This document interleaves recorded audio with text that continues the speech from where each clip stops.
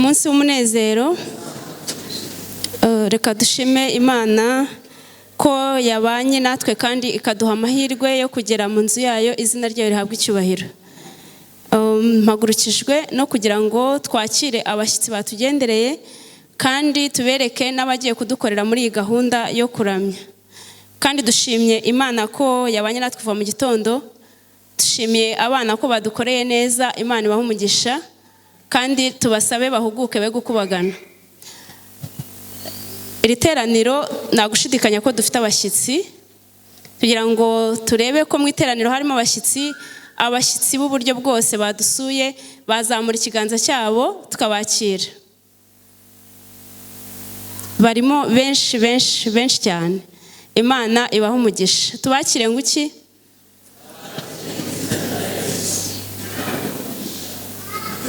Imana ibaha umugisha kandi bicare batuje bakurikire ibigiye kubera hano byose.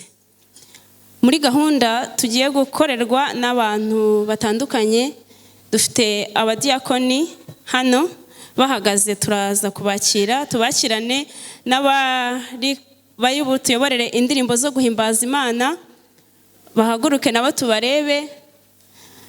Tukabakirana na korali Jubilant Singers bari buririmbe bahimbaza Imana mu kanya gato kari imbere, bose n'abatekinisiye bose bahagurutse tubakire. Tubakire nguki?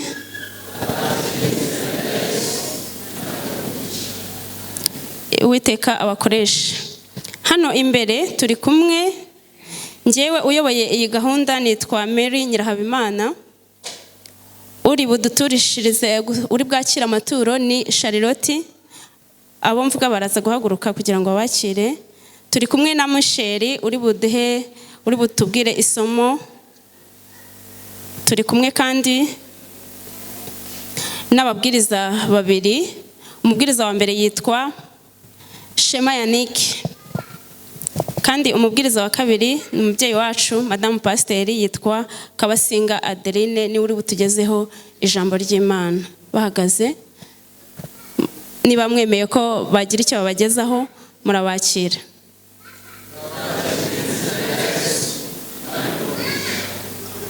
Amen. Uwiteka aduhe guturiza imbere ye kandi Mwuka Wera abane natwe, aduhe umugisha mu izina rya Yesu.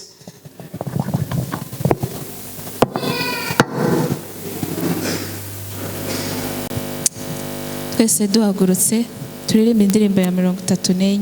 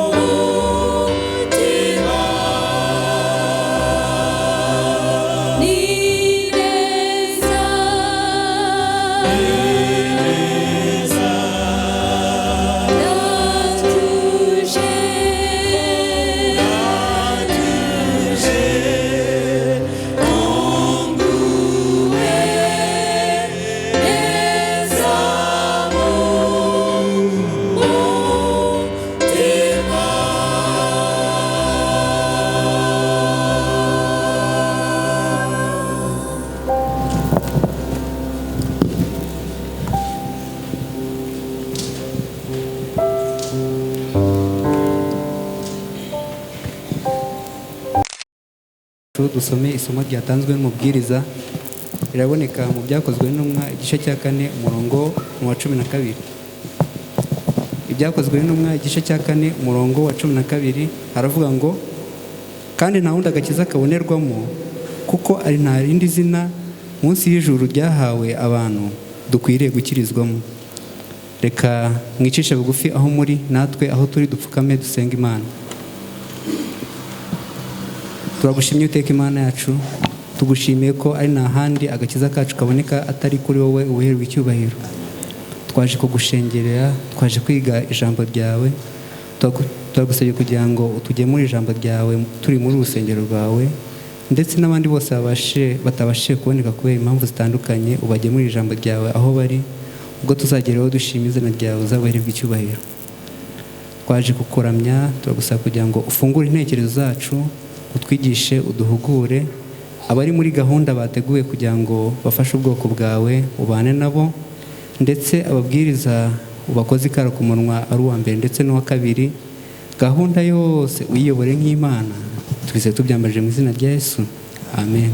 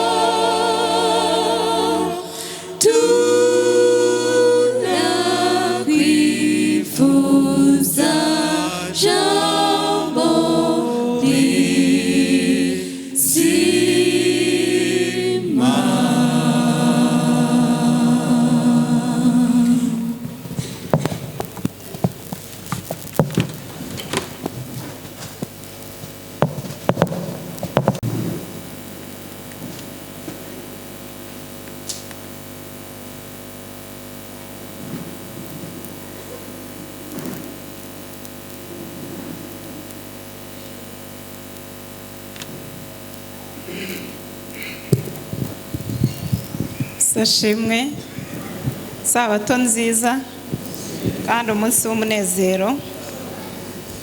Tugeze mu mwanya mwiza wahariwe kugarura kimwe mu 10 n'amaturo dutura Imana yacu kandi tuyishimira ibyiza byose yaduhaye. Ariko mbere yuko twinjira muri uyu muhango, reka dusome amagambo ari muri aka gatabo. Ni ku isabato ya 22 kwa 31 Gicurasi 2025. Aravuga ngo gahunda yo kugarura icya 10 no gutura amaturo. Amahirwe atarakoreshejwe ashobora kutongera kuboneka.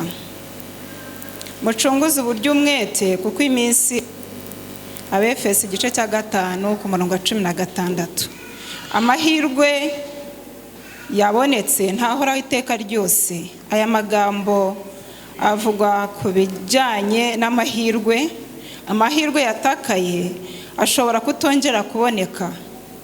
Nitunanirwa gukoresha amahirwe dufite uyu munsi, nta kiduhamiriza yuko ayo mahirwe tuzongera kuyabona mu gihe kizaza. Amagambo atavuzwe uyu munsi ashobora kutazavugwa ejo hazaza. Abo tutageraho uyu munsi bashobora kutazigera bagerwaho ejo hazaza. Abo tutabwiriza uyu munsi bashobora kuzadutoteza ejo hazaza.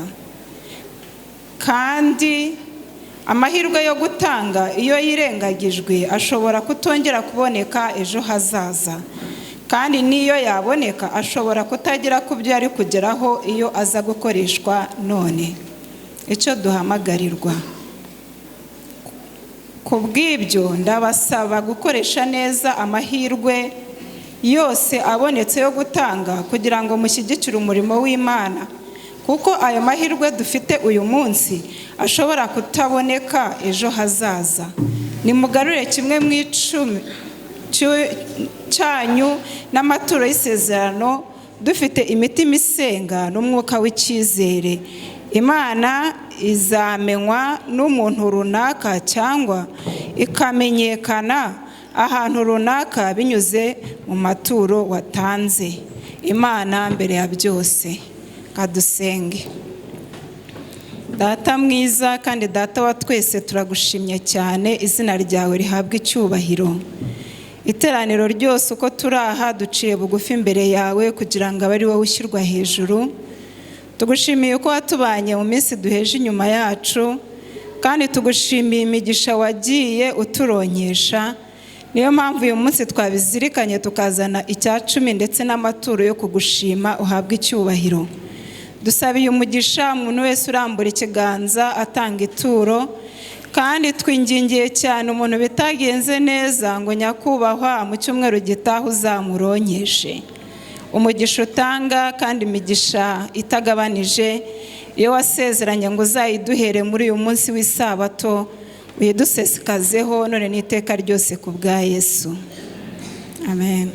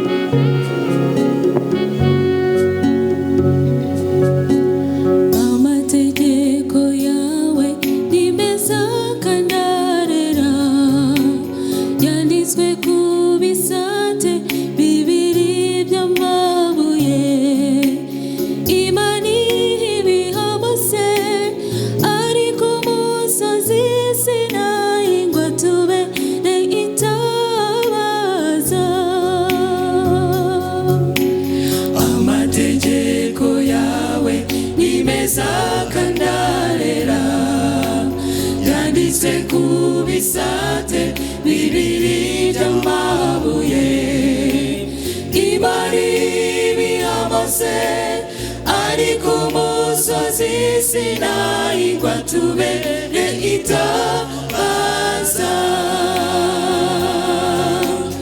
amategeko n'umuyobozi mwiza utuyobora inzira igana mu ijuru reka imitima yacu inezezwe no kuba mu buzima burimo Yesu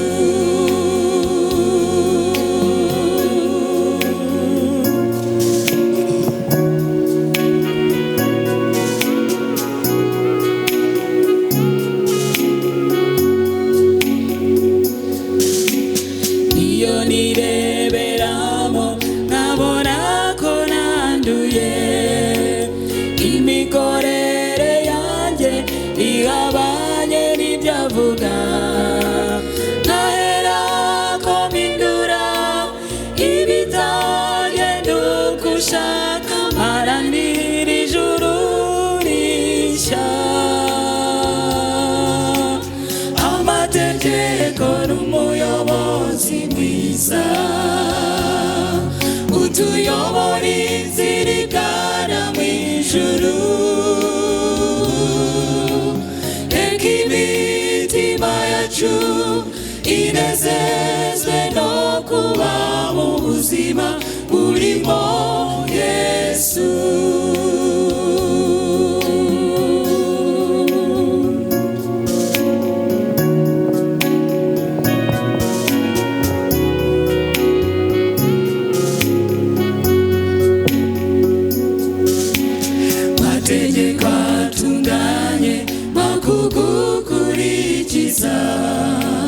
kugira ngo bashe kurokora ubugingo bwanjye ku munsi w'urubanza tuzambikwa amakamba yateguriwe abanesheje amategeko n'umuyobozi mwiza utuyobora inzira igana mu ijuru reka imitima yacu inezezwe no kuba mu buzima burimo Yesu amategeko n'umuyobozi mwiza utuyobora inzira igana mu ijuru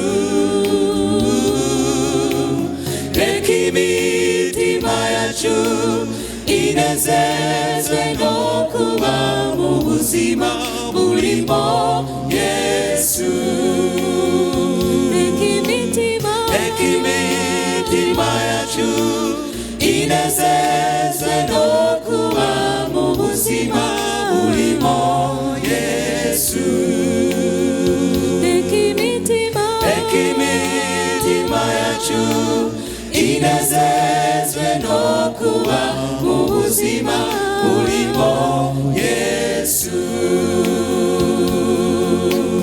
reka imitima yacu inezezwe no kuba mu buzima burimo Yesu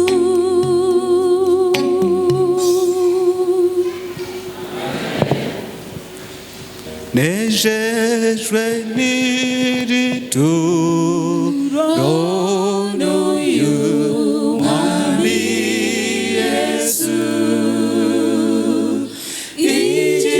igitambo kizima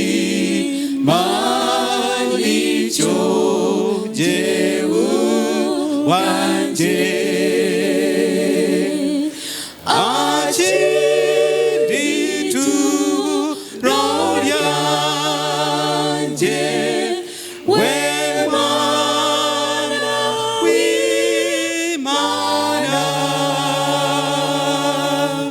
Kandu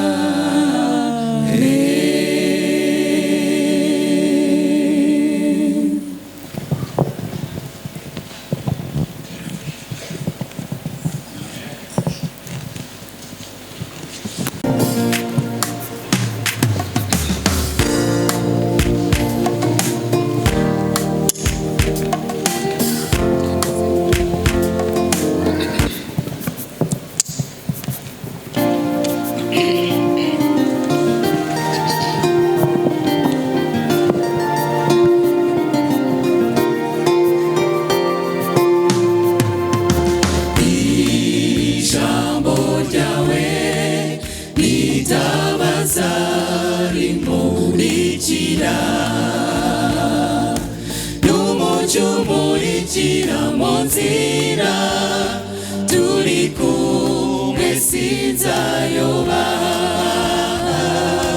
kuko ibyawe byose bihora bitunganye ukumenye abafite byose ntabwo azigera sonza ruguruye umutima mwami wanjye winjiremo genza uko ushaka ntabari njye ahubwo wowe wiganze muri njye intambwe zanjye zigukurikire nanjye mbe uwo wishimira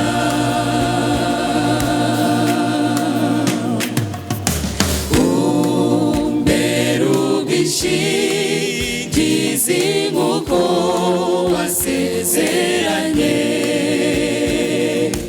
kugira ngo singukoze isoni undamize amaboko unkureho ibinega ngende uko ushaka kugira ngo ubwo uzagaruka nanjye nzagusanganire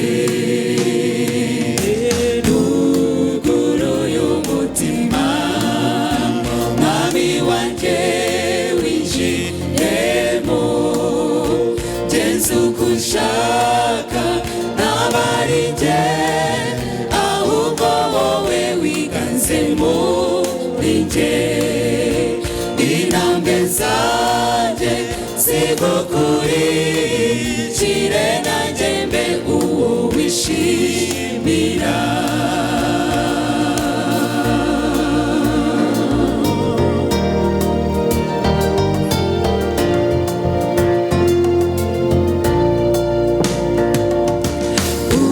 umpomeza umutima nigera mu bishuko nemeze ko mwisatari wacu ninduke ngukorere kuko hari ibyiza byinshi waduteguriye twitegure kugaruka kwawe tubahatabicyaha ruguruye umutima mwami wanjye winjiremo genza uko ushaka ntabari njye ahubwo wowe wiganze muri njye intambwe zanjye zigukurikire nanjye mbe uwo wishimira ruguruye umutima mwami. Ikibwirizwa gifite umutwe uvuga ngo gukunda Imana na bagenzi bacu. Turebe mu rwambere rwa Yohana igice cya 4 umurongo wa 7 turageza ku wa 9.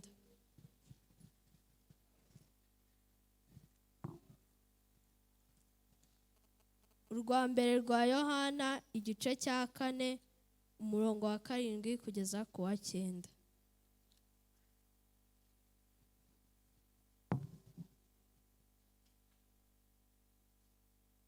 Abahageze dusome. Umutwe uravuga ngo Imana ni urukundo, gukunda Imana na bagenzi bacu. Bakundwa dukundane kuko urukundo ruva ku Mana. Umuntu wese ukunda yabyawe n'Imana kandi azi Imana. Udakunda ntazi Imana kuko Imana ari urukundo. Iki nicyo cyerekanye urukundo rw'Imana muri twe, ni uko Imana yatumye umwana wayo w'ikinege mu isi kugira ngo tubone uko tubeshwaho nawe.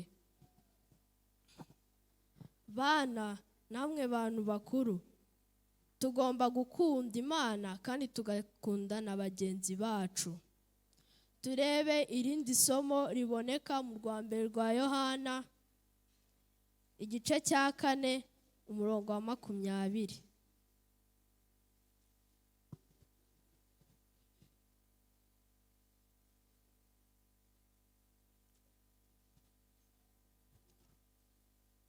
Urwa mbere rwa Yohana igice cya 4 umurongo wa 20 aravuga ngo, umuntu navuga ati nkunda Imana akanga mwene se aba ari umunyabinyoma, kuko udakunda mwene se yabonye atabasha gukunda Imana atabonye.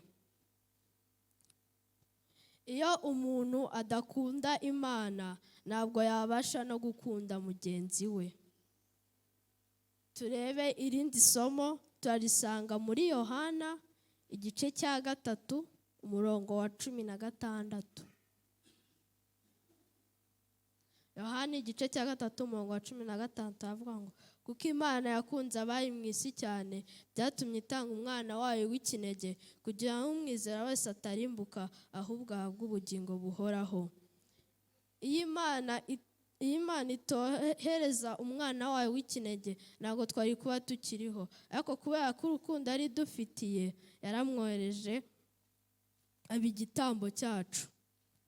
Imana idushoboze kuyikunda no gukunda bagenzi bacu, nibyo mbasabira nanjye nisabira mu izina rya Yesu, amen.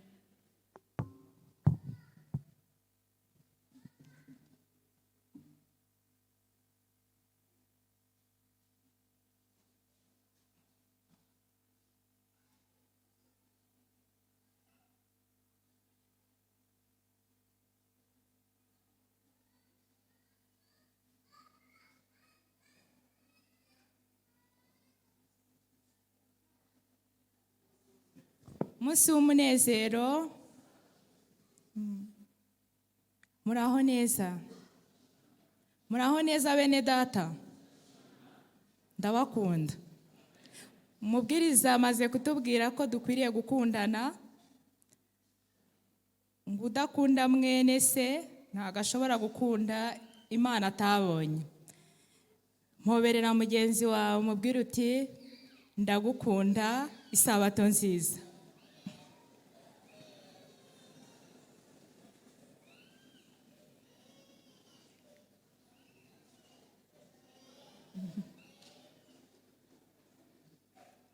Murakoze cyane kwakira ubutumwa bw'umubwiriza mwana mutoya utubwiye ubutumwa bukomeye, kandi atubwiye ko Imana yadukunze cyane bituma itanga umwana wayo w'ikinege kugira ngo nitumwizera tutarimbuka ahubwo tuzahabwe ubugingo buhoraho. Kandi ngo iyo Yesu ataza kudupfira, iyo aba ubuntu bwe bwa Kristo butari muri iyi si, ntaho tuba turi, ntituba turiho. Imana yacu ihabwa icyubahiro.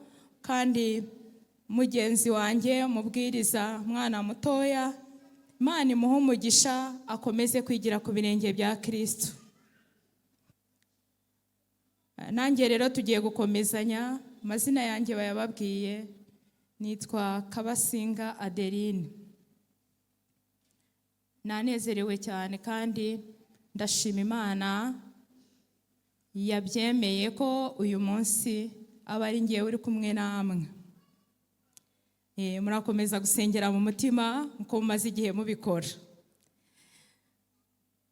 Mfite intashyo nubwo zahororombye ariko murazakira, nizo ku itorero rya Bibari.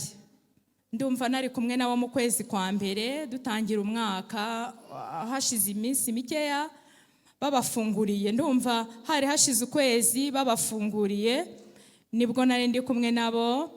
Barambwiye ngo abo nzahura nabo, abizera nzabonana nabo, nzabaha intashyo. Nimuzakire nubwo zakonje ariko muzakira.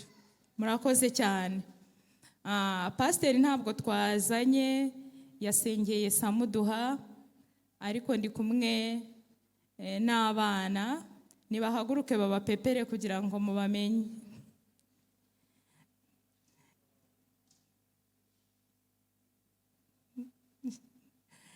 Yego, bamperekeje, akenshi bakunda kuba basengeye Bibare, ngo bamenyereye kuba ku ntara.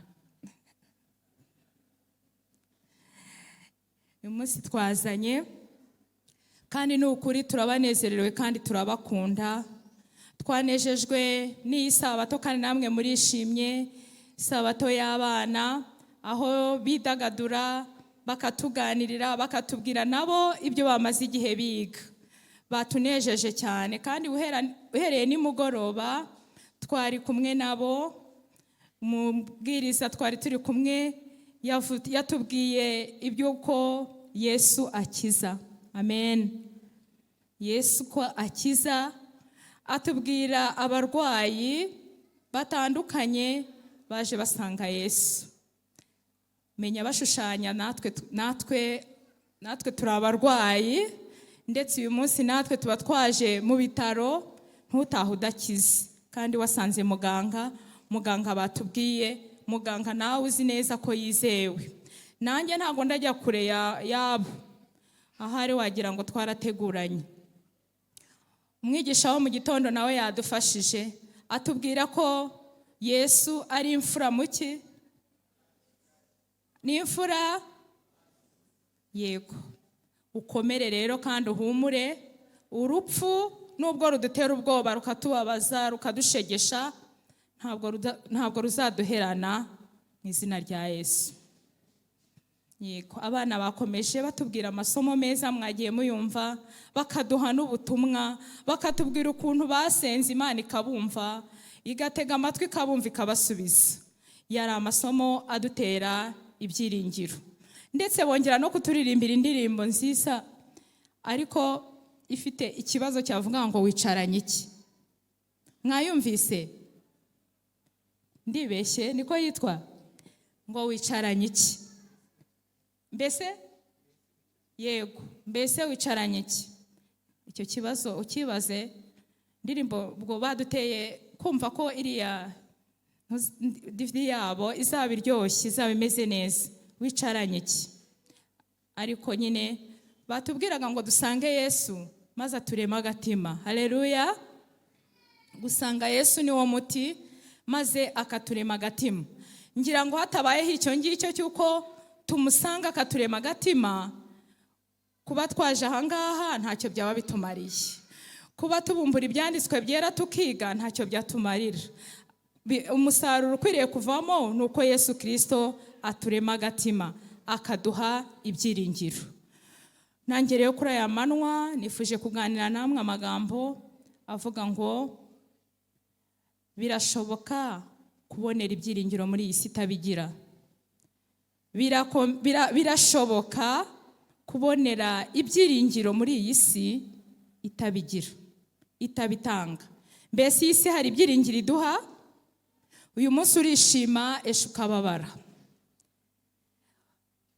Iyi si yuzuyemo ibyago, yuzuyemo umubabaro, yuzuyemo gushavura, ari abana bato, ari abakuze, ari abasaza, ari abakecuru. Iyi si twese iratubabaza. Hari umubwiriza umwe wigeze kuvuga ngo n'uwitarakaranga cyamushakira iki? Ibirungo.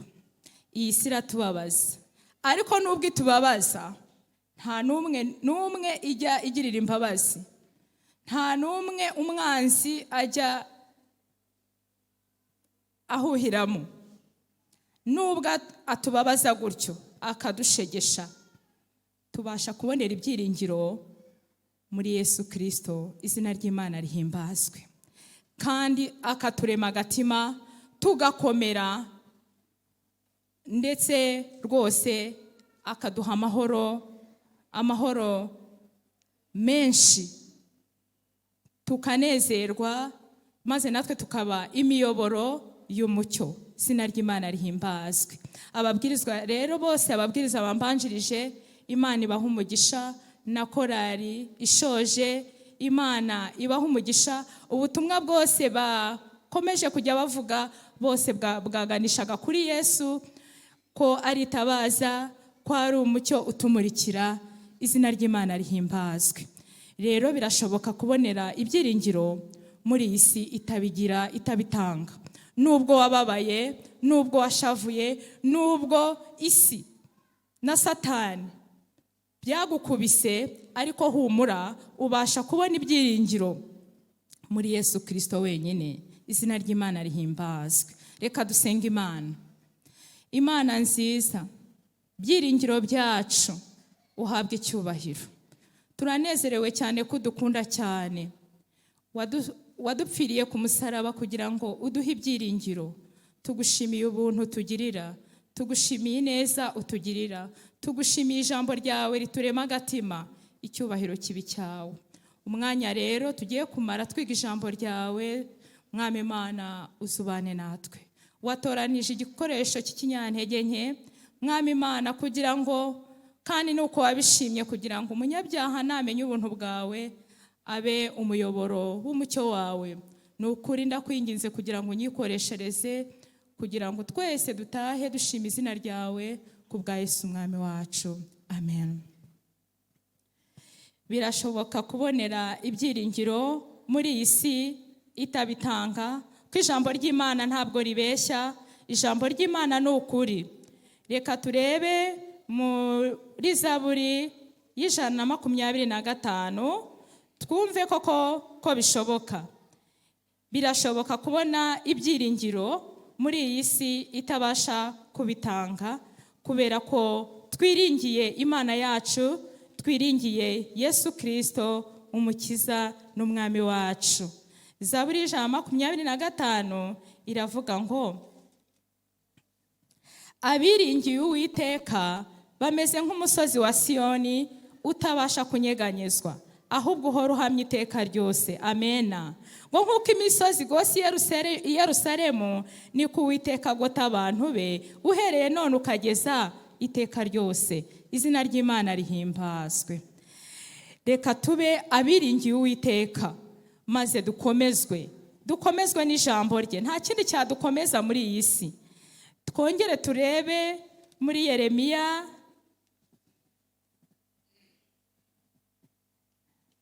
Yeremiya igice cyaho cya 17, turebe niba bishoboka ko tubonera ibyiringiro muri iyi si itabasha kubitanga, muri iyi si itabigira. Ku murongo waho wa 7, Yeremiya igice cya 17 umurongo waho wa 7, haratubwira ngo hahirwa umuntu wizera Uwiteka, Uwiteka akamubera iki? Byiringiro. Kuko azahwana n'igiti cyatewe hafi y'amazi, gishorera imizi mu mugezi. Ntikizatinya amapfa nacana, ahubwo ikibabi cyacyo kizatohana itoto.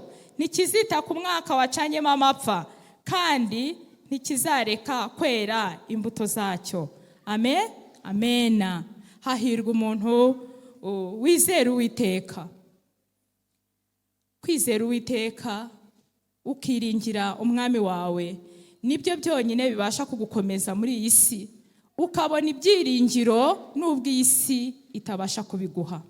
Nubwo nta kindi kintu wakwishingikirizaho ngo kigukomeze, kiguhe ibyiringiro muri iyi si.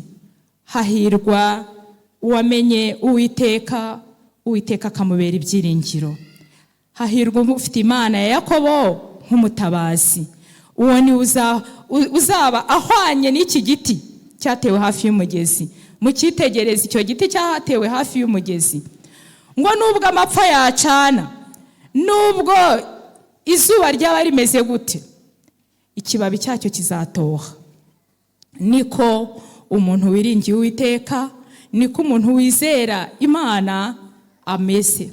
Nubwo ibigeragezo byaza byisukiranya, nubwo haba amakuba menshi, nubwo mu bigaragara abamwitegereza babona yagushije ishyano, bakabona birenze ubwenge bwe, ariko we afite ibanga ry'uko yizeye Uwiteka. Kwizera Imana bigira umumaro. hahirwa abamwizeye, hahirwa abiringiye Imana yabo. Birashoboka rero kuko ijambo ry'Imana ryabivuze kubonera ibyiringiro muri iyi si itabitanga, muri iyi si tubabaza, iri mu rupfu, irimo ubukene, iri mu bushomeri bwinshi, irimo imfubyi nyinshi, irimo kubabazwa gutandukanye, irimo ubuhemu, irimo urwango, irimo byinshi bitubabaza. Umwigisha igeze abivuga abikomozaho ati nubwo twambaye neza tukaba twaberewe dukeye, ariko birashoboka ko twaba twambariye ku mubabaro tubabaye, ariko kubera ko twamenye Imana, kubera ko twaje mu nzu y'Imana, twe kujya tahana uwo mubabaro, twe kujya tugumana ishavu, twe kujya duheranwa n'agahinda. Usange natwe batwohereza kuri ba baganga bo kuduhumuriza, bo kugira ngo batuvure mu mitima, bafashe intekerezo zacu, kandi twavuye iruhande rwa muganga ukomeye. Ninde muganga uruta Yesu? Twaraye tubibonye nimugoroba. Yikoreye ubumuga bwacu bwose n'indwara zacu, nta ndwara n'imwe yigeze ananirwa gukiza. None ni ukubera iki twakwambarira kuri icyo kibyimba, tukagikenyereraho imikenyero myiza, tukambara amakanzu meza, tugahora tuza kwa muganga? Nubwo ni wacu naho dukwiriye kuba ku birenge bya Yesu iminsi yose, tukaba abigishwa ba Kristo nyakuri, tukaba ku birenge bwe, tugasuka ibiri mu mitima yacu ku birenge bye, tukabisuka. Ujye ubisuka ubimubwire. Dufite indirimbo itubwira ngo bibwire nde? Bibwire Yesu. Niwe ufite umuti nyakuri. Ahubwo tujya tubibwira abandi, no kugira inshuti magara ni byiza, ariko n'ubundi iyo nshuti urayibwira bigakomeza bikaba bya bindi. Uretse ko yakubwira ngo pole, yakubwira ngo komera, ariko nta kindi yahinduraho. Ariko Yesu afite ibyiringiro, abasha kuguha ibyiringiro. Uwo niwe dukwiriye ibyacu kubibwira, tugasuka ibiri mu mitima yacu byose, amabanga yose y'ubuzima. Nubwo nari mvuze ngo hari ibyo wabwira inshuti yawe, ariko hari ibyagiye bitubaho mu buzima ukaba utatinyuka kubumbura umunwa ngo bivuge, akaba ari ibanga ryawe ufite, bigushegesha, bikumunga, bikwica nabi. Ibyo ngibyo rero ndakwinginze ujye ubisuka ku birenge bya Yesu, ujye ubimubwira. Uzamufate nk'inshuti yawe magara, uzamufate nk'inshuti yawe ikomeye. Uyu munsi umufate nk'umuvandimwe wawe, wa wundi ukomeye cyane. Reka mbasomera amagambo ari muri Rengera Ubuzima yamfashije, umugabane wa mbere. Ngewe ku gitabo mfite ni page 29. Haravuga ngo Yesu yarebye abafite imitima ishenguka kandi bashaka banezerewe icyo umutima wabo wifuza, abararikira bose kumushakamo uburuhukiro, agira ati mwese abagize gute? Abarushye n'abaremerewe, munsange ndagira nte? Ndabaruhura. Ngo Kristo avuganira n'abantu bose muri aya magambo, nubwo babizi cyangwa se batabizi, bose barananiwe kandi baremerewe n'imitwaro bashobora guturwa na Kristo wenyine. Haleluya. Umutwaro urusha yose kuremera ni icyaha. Twese se twari tubizi ibi bintu? Cyangwa wari uzi ko kubura imfubyi ari byo biremereye cyane? Nibyo koko nabyo birameremereye. Kubura umupfakazi ari byo biremereye cyane. Kubura umukene utabasha kubona icyo wifuza cyose bikuremereye cyane. Kuba waragezweho nibi byinshi cyane bya bindi. Ariko ngo umutwaro urusha yose kuremera ni icyaha, ngo watureka ngo tuyikorerere uwo mutwaro wadushenjagura. Hashimwe Yesu wadutabaye, wawutwikorereye. Ariko umuziranenge yarawutwikorereye. Haleluya. Uwiteka yamushyizeho gukiranirwa kwacu twese. Yesaya 53:6. Mutega amatwi aya magambo. Yesu ashimwe. ndabinginze ngo mwumve aya magambo agiye gukurikizaho. Azatuvana umutwaro ku ntugu, azaturuhura, aturarikira kumukorera imitwaro yacu yose n'intimba zacu, kuko aduhoza ku mutima. Tega amatwi wumve. Mukuru wacu yicaye ku ntebe y'ubwami budashira. Mukuru hari abantu badashaka kumva ko ari mukuru wabo. Mukuru wacu yicaye ku ntebe y'ubwami budashira, ngo kuko ari inararibonye, azi intege nke z'umuntu no gukomera kw'ibigeragezo duhura nabyo, kuko yageragejwe uburyo bwose nkatwe, uretse yuko atigeze akora icyaha. Ari kukubaza ngo mbese ujya ugeragezwa? Azagucungura. Ufite intege nke? Azagukomeza. Uri injiji? Azaguhugura. Warakomeretse? Azakomora. Amen. Nzi neza ko twese nk'uko nahoze mbivuga, umwanzi yadukomerekeje. Yaradukomerekeje bikomeye.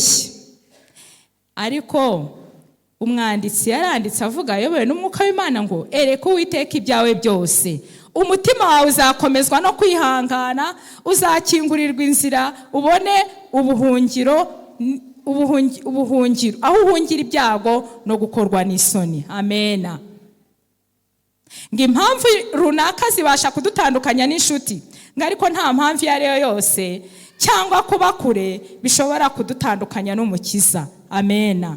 Aduhora iruhande kugira ngo adushyigikire, adukomeze kandi atunezeze.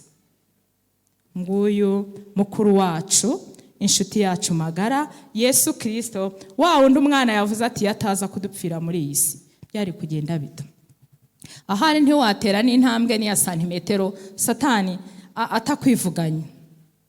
Ahari ntitwahumeka n'isogonda. Murebe ibyo adukorera. Kandi nyamara ni intare igize ite? Iziritse. Ariko dukomeze ikiganza cya Kristo udukunda bihebuje, izina ry'Imana rihimbazwe. Ngo azatuvana umutwaro ku ntugu, azaturuhura. Ngo mbese warakomeretse? Reka turebe, turambure ijambo ry'Imana. Bibiliya, turebe ijambo ry'Imana riri muri Yesaya igice cya 61. Ni isomo nkunda cyane, ndaribatuye. Nanjye ryaramfashije, ryarankomeje. Uri buze kumva harimo ubutumwa bukureba. Yesaya igice cya 61. Mwumve ijambo ry'Imana uko rivuga. Umwuka w'Umwami Imana ari kuri jye, kuko Uwiteka yansize amavuta ngo mbwirize abagwaneza ubutumwa bwiza. Yantumye kuvura abafite imvune mu mutima, no kumenyesha imbohe ko zibohorwa, no gukingurira abari mu nzu y'imbohe. Izina ry'Imana rihimbazwe. Ngo yaje kuvura abafite imvune mu mitima. Ese dufite imvune mu mitima? Turazifite? Ahari mwebwe ntazo mufite. Jyewe narazigize. Abantu bavunika. Sharire yigeze atubwira ukuntu yavunitse. Warababaye? Yarababaye cyane. Mwumvise igihe yamaze aryamye. Hari n'abandi bavunitse. Tekereza iriya mvune kuyivunika mu mutima. Buriya bite umuntu wavunitse ari buze kumva ububabare bw'imvune, maze wumve n'ukuntu umuntu avunika mu mutima. Ukavunika mu mutima. Mwigeze mwumva umuntu uryama akajya mu buriri nk'abandi bose, bugacya atabumbye ijisho? Birababaza. Se buriya wawe yabujijwe n'iki gusinzira? Imvune yo mu mutima. Akikorera ibintu biremereye amatoni n'amatoni. Nyamara mu buzima busanzwe hari ibiro utabasha kurenza, udashobora kwikorera ngo ugere hariya kuri gate. Ariko uwo muntu akikorera umutwaro uremereye cyane, urenze ubwenge bwe. Hanyuma bikayoberana, baramuka babimenya, afite abantu bo kumufasha bakamushyira abantu bo kumufasha ngo bamwunganire, bajye bamuganiriza, bamuhumurize. ariko ntabwo babasha kumukiza nk'uko uyu nguyu arimo kubivuga ahangaha, nk'uko ubu butumwa turi kubwirwa buri kuturangira umuvuzi ukomeye cyane. Ngo yantumye, reka nome nitonze kuko aya magambo, yantumye kuvura abafite imvune mu mutima no kumenyesha imbohe ko zibohowe no gukingurira abari mu nzu y'imbohe. Ahari umuntu ashobora kugira ngo umuntu wanjye uri hariya hirya amageragere ko buriya niwe bavuze. Niwe bavuze. Satani abasha kugukingirana mu kazitiro ke, akagufungirana, ukazajya useka ari uko wabyibagiwe, ugaseka ari uko wabyibagiwe, ari uko ucitswe, akagufungirana. Igihe abandi batashye ubukwe barimo baseka bishimye cyane, wowe ukaburira,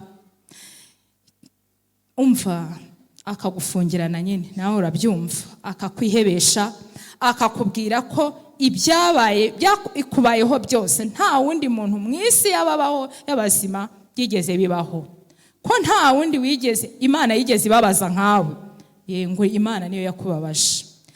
Ngo ariko ngo ni njyewe ibi byose Imana ireba igasanga ari njye bikwiriye kubaho. Ngo ariko Imana yampoye iki?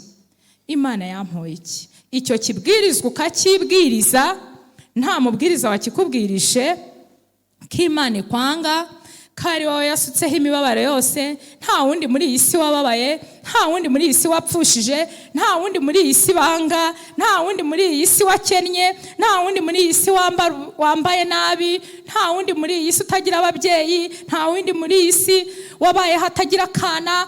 Ni njyewe. Maze akagufungirana, akadadira, agafungirana, agashyiraho n'iminyururu.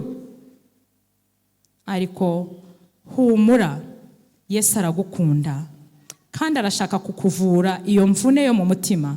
Arashaka kugusohora muri ubwo buroko, muri urwo ruzitiro ruri mu mwijima, rubuditse mu mwijima. Yesu aragukunda cyane. Nibyo cyatumye atanga umwana wayo. Imana itanga Yesu Kristo kugira ngo agupfira gucungure. Yagusanze muri iyi si kugira ngo akuruhure iyo miruho yose ibabaye. Ngo kandi yantumye, ngeze ku murongo wa 2, yantumye no kumenyesha abantu umwaka w'imbabazi z'Uwiteka n'umunsi Imana yacu izahoreramo inzigo no guhoza abarira bose. Izina ry'Imana rihimbazwe. Ninde utari warira muri iyi si? Utari warira natera agatoki hejuru. Hari umuntu utari warira? Na basaza bacu ngo atemba ajya hehe? Munda. Ariko ngo uyu yaje guhoza abarira bose. Abarira bose yaje kuduhoza. Izina ry'Imana rihimbazwe. Ariko igihe cyose akicaye ku ntebe y'imbabazi, tugifite umugisha wo kuba yicaye ku ntebe y'imbabazi. Ndakwinginga nkurarika ngo tumusange, tumubwire ibyacu byose, cyane cyane tumwereke wa mutwaro tuvuna w'icyaha, wa wundi uturemereye kurusha iyo mitwaro yose. Yicaye ku ntebe y'imbabazi. Numvise abana, niba ari abana bigeze baririmba bavuga bati, wigeze umenyana n'umucamanza? Wa mucamanza komeye. Yego, uyu ni wo mwanya ufite. Arakicaye ku ntebe y'imbabazi. Uyu mwaka ntugucike, ntupfushe ubusa ubwo buntu ufite. Yaje kukumenyesha abantu umwaka w'imbabazi z'Uwiteka. Nyabuneka gira vuba, ugire bwangu, akicaye ku ntebe y'imbabazi. Kubera iki ukomeza kwikorera iyo mizigo yose, ukikorera iyo mitwaro yose navuze? Nta n'umwe ukureba ngo wikorere, kuko Yesu bwe nicyo cyamuzanye kutwikorerera iyo mitwaro ye, kugira ngo aturuhure, aduhe amahoro, aduhe umugisha, tumugiriremo ibyiringiro. Yego, reka nkomeze hariya hepfo ngo no guhoza abarira bose. Ku murongo wa 3, yantumye no gushyiraho itegeko ab'Isiyoni barira ryo kubaha ikamba mu cyimbo cy'ivu. Haleluya. Hari abantu bahora bambaye ikamba ry'ivu, bahora birabuye, badashobora kumwenyura nk'uko nabivuze, badashobora kwishima, nyamara sibo. Maze ababwiriza n'abigisha bajya banezeza ku isabato bati mwese turashaka ko munezerwa, turashaka ko munezerwa, niko bakunda kuvuga, nanjye ndimo. Ariko sugira ngo byapfa kwizana, nubwo yakubeshya akagira gutya, ariko nta masegonda mu mutima yamvune irimo. Ahubwo rwose ndabinginze kugira ngo twegere Yesu, dusange Yesu maze aturuhure. Yantumye gushyiriraho itegeko ab'Isiyoni barira ryo kubaha ikamba mu cyimbo cy'ivu n'amavuta yo kunezerwa mu cyimbo cy'ubwirabure n'umwambaro w'ibyishimo mu cyimbo cy'umutima wihebye, kugira ngo bahere ko bitwa ibiti byo gukiranuka byatewe n'Uwiteka, ngo bimuheshe icyubahiro, izina ry'Imana rihimbazwe. Nanjye ubwanjye uvugira imbere yanyu, ndashima Yesu cyane ko yampaye ikamba mu cyimbo cy'ivu, amena, akanyambika umwambaro w'ibyishimo, akankuramo wa mwambaro wirabura, maze akanyambika umwambaro w'ibyishimo. Mu bantu bakagombye kuba baseka babyibagiwe ndimo. Nta kintu nigeze mbona isi yamariye yankoreye. Uhereye ku myaka 15 yarambabaje, Satani yarambabaje biteye ubwoba. Ku myaka 15 nari nkiri muto cyane, yari ya myaka abana bageramo bakishima. Aho ngaho yahise afunga umuryango w'ibyishimo byanjye. Ariko ndashima Yesu Kristo ko yangiriye ubuntu, yangiriye neza. Niyo mpamvu nanjye nezezwa no kubabwira aya magambo ari muri Yesaya igice cya 61 kuva ku murongo wa mbere kugeza ku murongo wa 3. Kandi ibi mbabwira ni ukuri, kuko Yesu bwe yaje kubisohoza. Uyu ibi byavugwaga n'abahanuzi n'umuhanuzi mbere y'imyaka nka 100 myinshi, ariko igihe kiragera kuko ijambo ry'Imana ridahera. Ijambo ry'Imana ari ukuri. Imana yacu dusenga ntabwo ari Imana ibeshya. Ubutumwa bwiza bwanditswe na Luka igice cya 4 uhereye ku murongo wa 18, ibi byarasohoye. Luka igice cya 4 umurongo wa 18.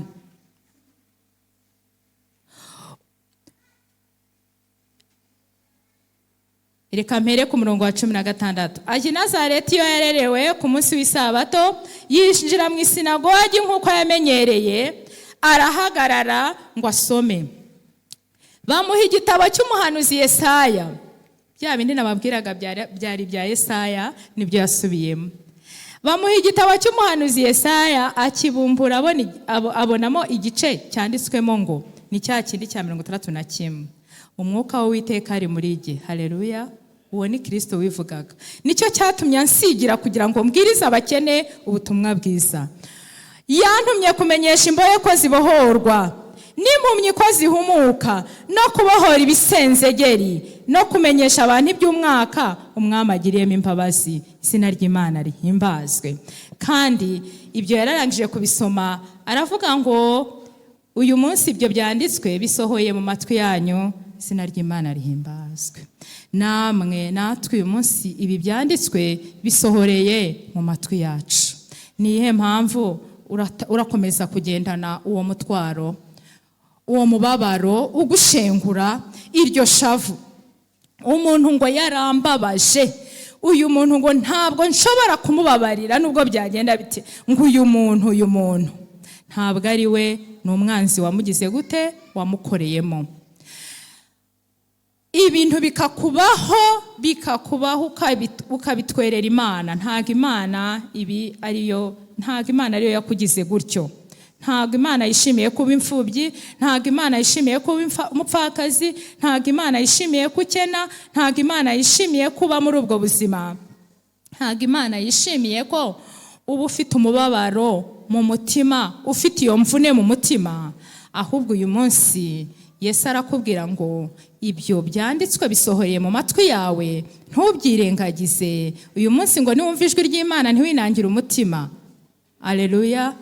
Ahubwo umusange umusange maze usuke ibyawe ku birenge bye, usuke rwose ntugire icyo wibagirwa, kandi ubisuke umwizere, wumve ko ari inshuti yawe. Tubasha kwizera abantu bo mu isi, bagenzi bacu, inshuti zacu, rimwe bigahinduka zikatuvaho, nazo zigahura n'ibibazo ku buryo zitabasha kutwumva, nazo zikarwara ndetse zikaba zanapfa. Ariko Kristo ni muzima kandi ni Imana ishobora byose, ngo azitwa igitangaza, Imana ikomeye, ni umujyanama, izina ry'Imana rihimbazwe. Yakubwiye ngo uri umuvandimwe we ni inshuti yawe rwose, ahubwo nawe uyu munsi umwemerere kuba inshuti nyakuri, umwemerere akuruhure, umwemerere ube mu biganza bye, ukomeze ikiganza cye, ugikomeze nawe akuramize amaboko ye, nk'uko abaririmbyi bamaze kuturirimbira. Reka dusoreshe ijambo riri muri Luka igice cya 2, tuharebe umuhamya ukomeye. Umuhamya namwigiyeho byinshi, nanjye ndangije ndavuga ngo nta mpamvu nanjye ubu burwayi maranye igihe kirekire, maranye imyaka navukanye, ubu bumuga navukanye, nta mpamvu yo kubugumana, kandi uyu nguyu yarabukize. Reka dusome twihuta kuko amasaha arimo aragenda. Yesu akize ikirema gihetswe n'abantu 4. Nababwiye ko rwose ubutumwa bwacu bwabaye, kandi n'ubundi ni bumwe twabutumwe n'umuntu umwe. Nuko hahise iminsi asubira i Kaperinawumu, bimenyekana yuko ari mu nzu. Benshi bateraniraho, buzura inzu, barenga no ku muryango. Nuko ababwira ijambo ry'Imana. Haleluya. Haza abantu 4 bahetse ikirema, ariko babuze uko bakimwegereza kuko abantu bahuzuye, basambura hejuru y'inzu aharinganiye n'aho ari. Bamaze kuhapfumura, bamumanuriramo ingobyi ihetswemo icyo kirema. Umurongo wa 5. Yesu abonye kwizera kwabo, ababwira icyo kirema ati, mwana wanjye, ibyaha byawe urabibabariwe. Haleluya. Nawe urashaka kumva iri jwi rituje rikubwira gutya? Ngo ariko hariho abanditsi bamwe bicayemo, biburanya mu mitima yabo bati, ni iki gitumye avuga atyo? Arigereranije, ninde ushobora kubabarira ibyaha keretse Imana yonyine?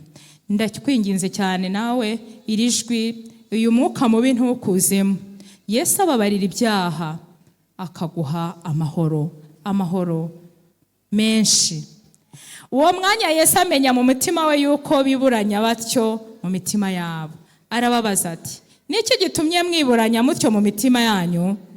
Cyoroshye ni ikihe? Ni ukubwira iki kirema nti ibyaha byawe urabibabariwe, cyangwa ni ukumubwira nti byuka wikorera ingobyi yawe utashye?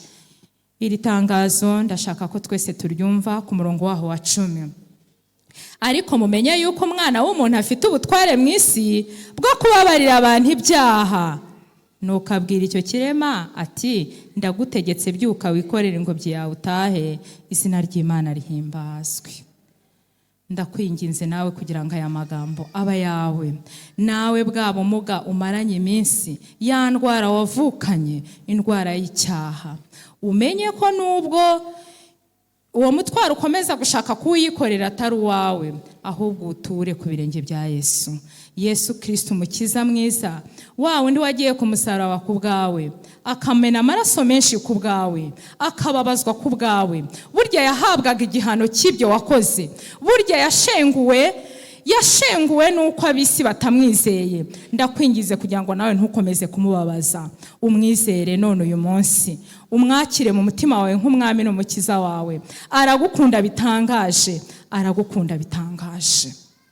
akwitaho, twabibonye, akuba bugufi, arakumva. Iyo usenze abana bakomeje kujya bavuga ari amasomo, arakumva.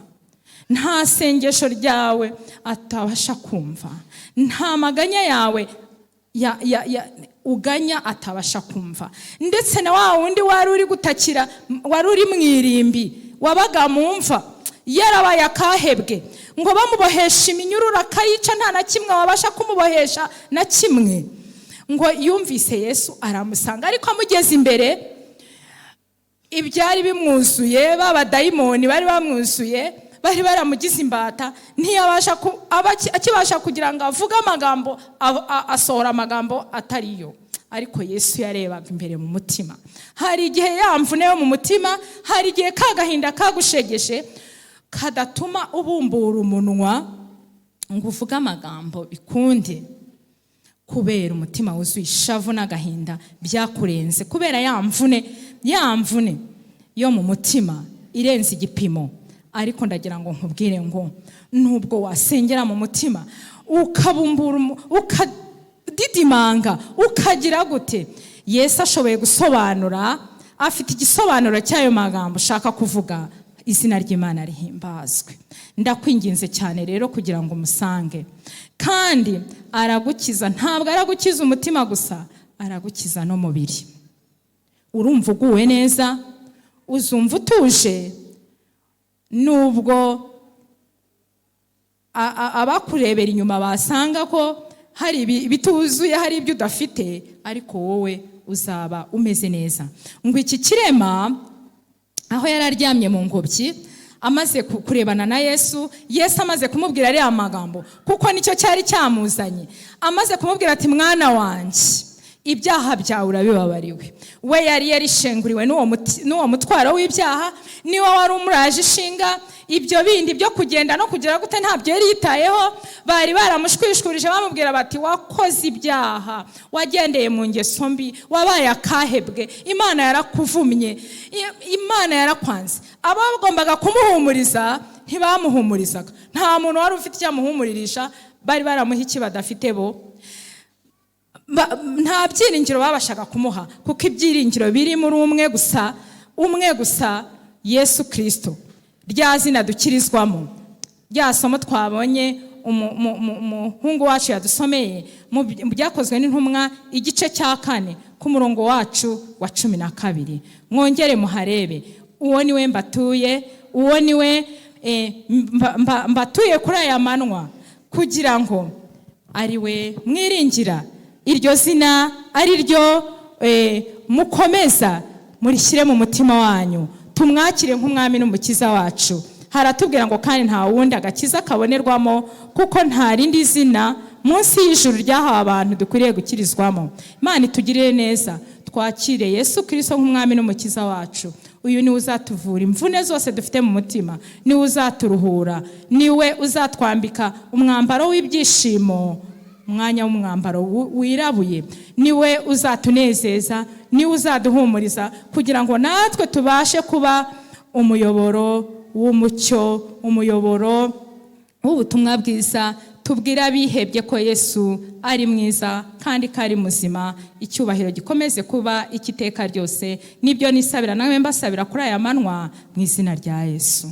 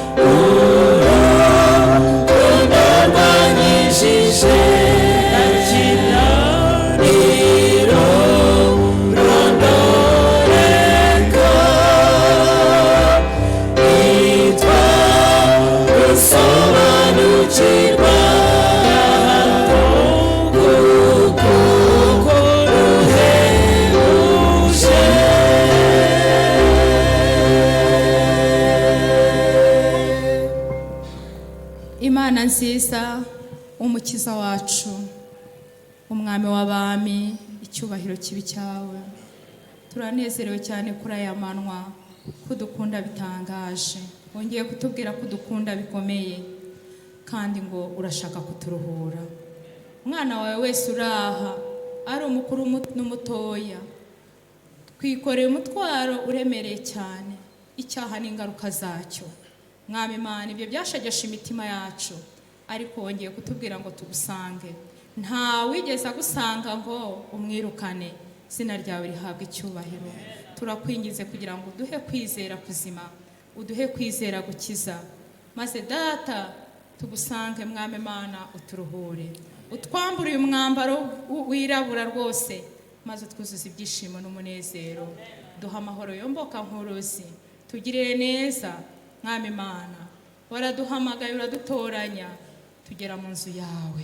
Ujye uturinda gutaha ubusa, ujye uturinda Mwami Imana nukuri gukomeza kwikorera umutwaro tudakwiriye gukomeza kwikorera, ahubwo turuhurwe nawe, maze nibirangira tuhinduke imiyoboro y'umucyo wawe. Tube Mwami Imana batwara mucyo, tubwire Yesu, tubwire abandi ko Yesu akiza, tubwire Yesu abandi ko Yesu aruhura, ko uri umukiza, ko uri umutabazi utabura kuboneka mu byago no mu makuba. Dushoboze kukwizera no kukwiringira, kugira ngo tukwizeze abandi, n'abandi nabo babashe kukwiringira. Bisabye nizeye mu izina rya Yesu.